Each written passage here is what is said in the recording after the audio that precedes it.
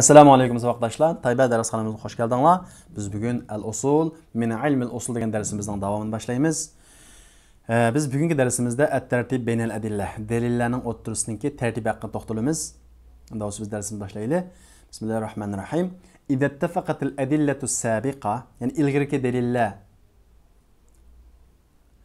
ala hukm bir hukmga ittifoq kelsa.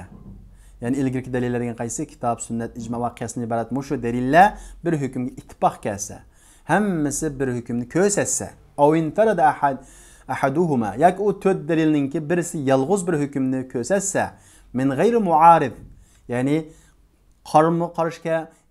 muaridsiz, ya'ni zid kelmasdan, uning qarashi bir hukm kelmasdan shunday ittifoq kelsa, vajaba isbatu, uni isbotlash vojib bo'ladi. Ya'ni shu hukmni berish vojib bo'ladi. وإن تعارضت أجر ونقبل قرش دليل كيف قاسا وأمكن الجمع جغلش ممكن بوسا وجب الجمع جغلش واجب برضه وإن لم يمكن الجمع أجر جغلش ممكن بومسا عمل بالنسخ إن تمت شروطه نسخ عمل قلنا أجر النسخ شرطلره طلق بوسا وإن لم يمكن النسخ أجر نسخ ممكن بومسا وجب الترجيح كشلندرش واجب بولده كتاب وسنة قلنا ترجيح قلنا tercih nimaga asosan qanday qilamiz deganda nas zohiriga tercih qilinadi. Nas degan nima? Bir xil ma'nodan boshqa bir ma'noga ehtimoli yo'q bir hukm. Bu zohirga tercih qilinadi. Zohir degan nima edi? Ikki xil ma'noni bildiradi, lekin o'sha xil ma'noning birisi kuchliroq. Shu kuchliroqning bo'ladi, zohiri bo'ladi. Zohir muavvalga. Muavval degan nima edi? Ikki xil ma'no, ammo ikki xil ma'noninki birisi kuchli, birisi ojiz. Kuchligi zohir deb ataladi. Acizço muavval deb ataladi. Biz kuchlikni ojizni qanday qilamiz? Ilgari qilamiz. Ya'ni zohirni muavvalga ilgari qilamiz. Mantuq mafhumga ilgari qilinadi. Ya'ni uchuq shu oyat yoki hadisning lafzidan chiqqan ma'no bilan u oyat hadisdan tushuniladigan ma'no bor. Bu uchuq chiqqan ma'no tushuniladigan ma'no bilan zid gap qolsa, uchuq chiqqan gapcha ilgari qilinadi. Masalan, Allah Teala sizlar ata-onanglarga demanglar dedi shunday-ku. Bundan chiqqan uchuq ma'no nima? Ata-onaga demaslik. Ammo bundan tushuniladigan hukmchi ata-onani tillamaslik, hatto umaslik. Buni xatoligini biz tushunib olamiz mafhumidan.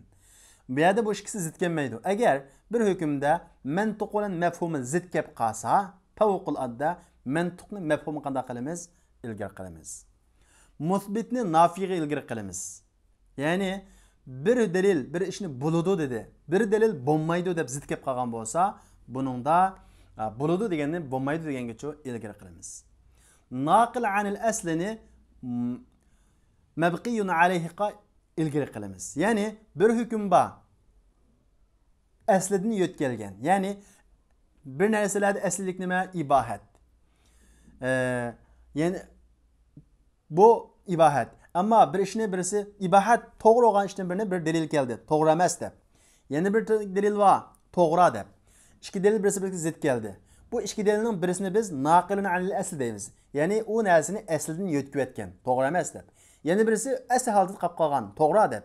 Bunda o'zi qani ilgari qilamiz? Naqil, aslidan yo'tkib etganni ilgari qilamiz. Nimishqa? Chunki naqil bilan, ya'ni yo'tkib etgan bilan ilmning ziyodaligi bor. Ma'lum ilm bo'lganligi uchun uni qanday qilgan bo'lmaydi degan. Masalan, buning misoliga bir misol bersam, Payg'ambar alayhisalom qanday odam zakarni tutsa tahorat oson dedi. Avratni tutsa tahorat oson dedi. Ya'ni bir hadis bor, u zakarni tutgan bilan tahorat sunmaydi deydigan. Asli holat qaysi? Ya'ni mabqiyun alayhi qaysi? Asli holat tahorat sunmasligi. Ammo bu asli holatni naqil bo'lib yo'tkiyotgani qaysi? Tahoratning sunishi.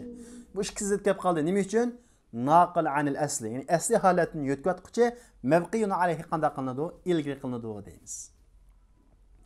Endi amil mahfuz, ya'ni saqlangan am degan gap, uningga xoslik kirmagan am mahfuzga, g'ayri mahfuzga, ya'ni xoslik kirib qolgan amga ilgari qilinadi. Agar zid kelib qolsa. Wa ma kana sifatul qubul fihi akthar ala ma dunahu. Uningda qubul sifatlari ko'p bo'lgani, uning tuyungicha qanday qilinadi? İlgari qilinadi. Ya'ni bir nima keldi, hadis keldi, uni naql qilgan kishilarning qabul sifatlari ko'p, yana birisininki azroq. Unda olib qolsa, qabul sifatlari ko'proq ilgari qilinadi. Qissaning sahibi uning boshqasi ilgari qilinadi. Ya'ni bir hadisni bir sahoba rivoyat qildi, bu hadisning mazmunida shu sahoba bor. Yeni bir sahabe o hadisga aloqador u voqealikka aloqador bo'lmagan yana bir sahabe shu hadis qarshi hadisni naql qilgan bo'lsa, shu voqealikning ichida bo'lgan, shu voqealikda bir rol o'ynagan sahabeninki naql qilgan hadisi ilgari qilinadi. Chunki shu voqealikning egasi shu. Am ijma'tin qat'iy bilan zanni birisi bizga qarshi kelib qolsa, qat'iy ilgari qilinadi. Qiyosdan jali bilan xafiy birisi bizga zid kelib qolsa, jali xafiygacha ilgari qilinadi. Xo'sh, dalillarning tartibi mushu. Unda olsa bizning bugungi darsimiz mushu yerda oxirlashdi. Kelarki soatlik darsimizni ko'rishaylik. Assalomu alaykum.